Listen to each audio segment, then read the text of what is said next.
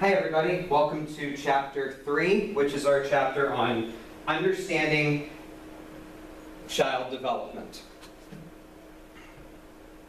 This chapter is an extension on the material that you learned if you had 102, Observation and Guidance, and 110, Intro to Education already.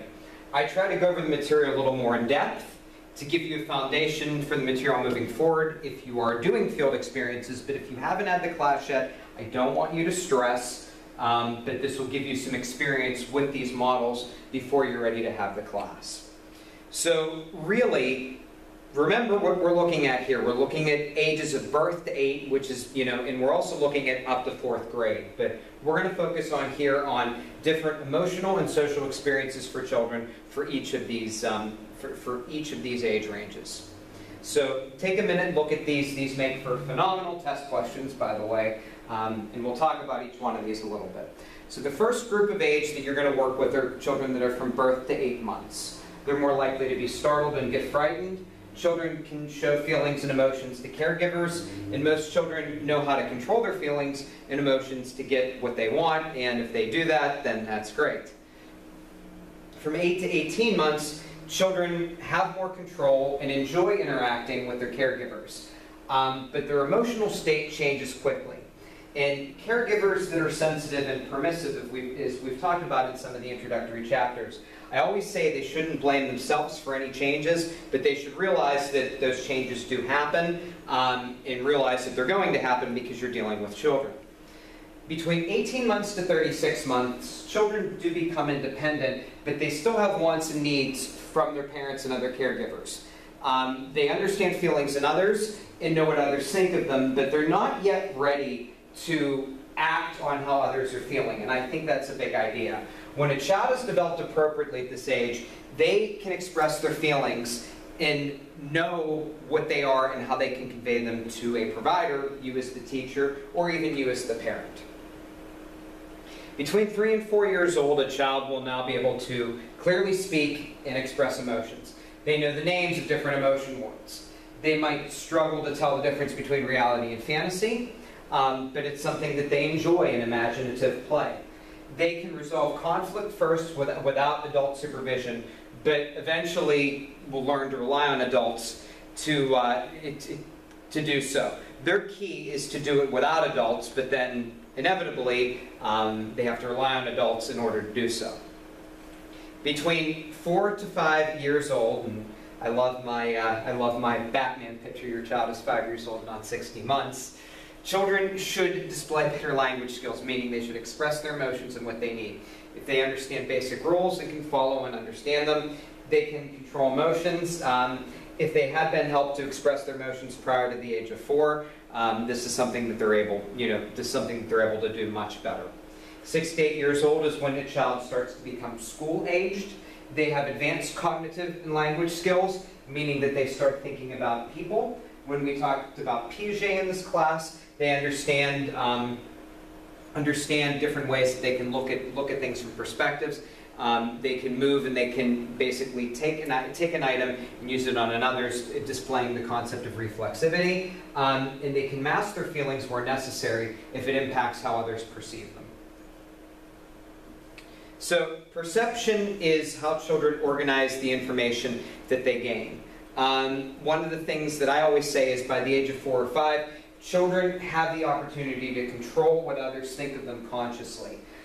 Some children can do this even at 2 or 3, and they can use it to get what they want. But by the age of 4 or 5, children have a strong perception on how others see them and what they need to do in order to get what they need and what they want. So as teachers, and remember, this class is social and emotional development. It is not intellectual development. It is not physical development. P-I-E-S, emotional, social development. Some children are going to be highly perceptive and others will not. As a child care provider or kindergarten or preschool teacher, you have to be prepared for this because some kids are going to have it and some aren't. Most children can only pay attention to one thing at a time. Some children are impulsive and they'll normally move away from the activities if they have to. So my question always is, do Should you have over the amount of toys and materials in the classroom for students, or just enough that they have to make choices? Well, this is something the current research would tell you. Right now, they say that it's better to not overstimulate a child, but have over choices. About 3 or 4 choices per activity that a child could be doing, but rotate their availability. So if you have storage space in your classroom, put some things out for a certain amount of time, and then change them back as needed. I know, easier said than done, but this helps with the attention span of children. So we talk about brain development much later in the course. It's in I think one of the last chapters we do. All that I want you to know right now is that memory is when you store information and you retrieve it, and then there are different milestones for memory. So we're going to go over the 4 of them, and this is something that could be on your first test. So the different types of memory are long-term, short-term, recognition, and recall. Long-term means memory is permanent. Permanent. It's not going anywhere. You will remember that situation and that fact for the rest of your life. You have learned permanently that 1 + 1 is 2. It has been stored. You're never going to forget it. It's going to be there forever. And Madeline Hunter, if you did any work in intro to education on Madeline Hunter, you know that she said that every class that a child takes, they learn 7 concepts plus or minus 2. So for every course that you're taking, in every session of learning, you're only going to commit to memory maybe 5 things for this class at the least, and 9 at the most. Your short-term memory is your working memory. This is stuff where you can remember something because you've accessed it, but then you have to activate it to think about it and use it to process for another thing. The example I always used in class for people on it, I used to say, multiplication and division, but then I found that people say, well, I haven't used division in ages. But you remember how to do long multiplication, I'm sure. You remember how to grid, 24 times 48. So it's not something you use every day, but it's in your working memory. If you had a piece of paper and a pencil in your hand, you could use it. It would be in your short-term memory. You would know the process and the procedure, and you would be able to do it, and it would move from your working memory to your long-term memory. Recognition memory is when you might not remember a name of somebody, but you say, oh, geez, I know that person. I've seen that person before. That grows over time for children and even for adults. I don't remember everybody. I don't remember everybody that I've come into contact with. So this does grow over time for children and even for adults. So recall memory, this is when the child has to recall something. It's when the child has to recall something using a different cue. If it's cued, there's nothing wrong with that. These are things like mnemonic devices. Please excuse my dear Aunt Sally. Remembering the orders of the planets. If it's pure, they can just recall it by thinking about it, and they don't need a verbal or visual cue in order to remember it.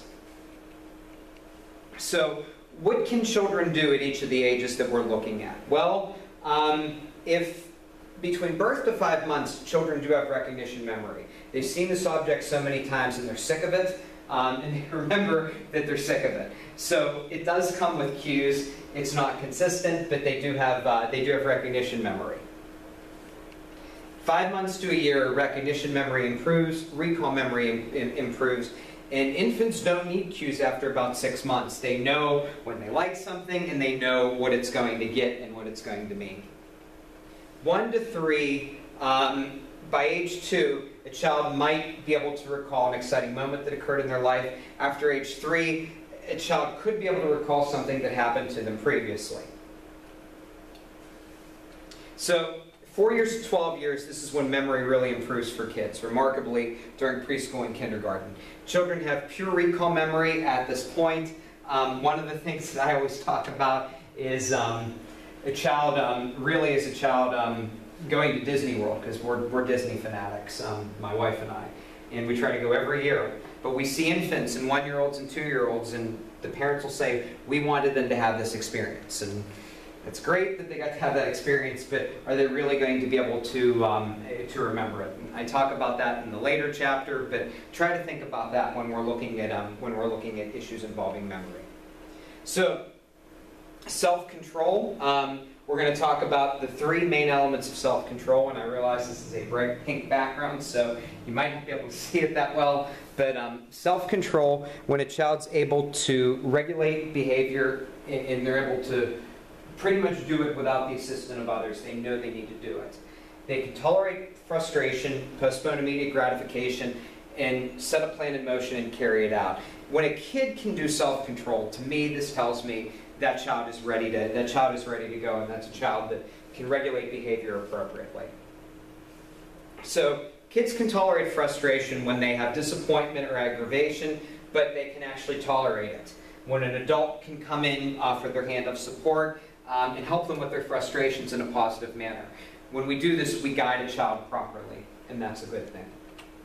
So all children and adults want immediate gratification.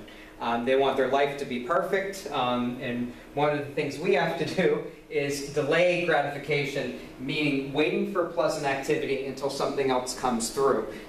Delaying it until something not so pleasant happens. And you have to mix this, though, with punishment.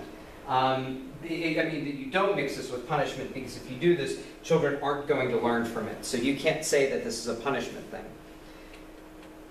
Children that can begin a task and actually finish it have good self-control. When we're caregivers, our responsibility is to basically make sure that the child has a plan that's social, and that they're able to do it, and it's feasible for them as well, and they can accomplish it. So as long as they can convey to you it's social, or convey to another kid that they can do it and it's a feasible plan. So what's the social behavior? Children really can understand this through an activity that benefits another person or animal. And you can find this in terms of sharing with others, and petting or taking care of an animal. So the next chapter really looks at understanding the classroom environment and how that can impact students. If you do not have an idea for a research paper topic by now, you need to by the next class, and you need to let me know what you're doing. We've had some pretty quick lectures, which I think is a good thing, and hopefully that'll help you develop as you're looking at some of the material in the course. Thank you.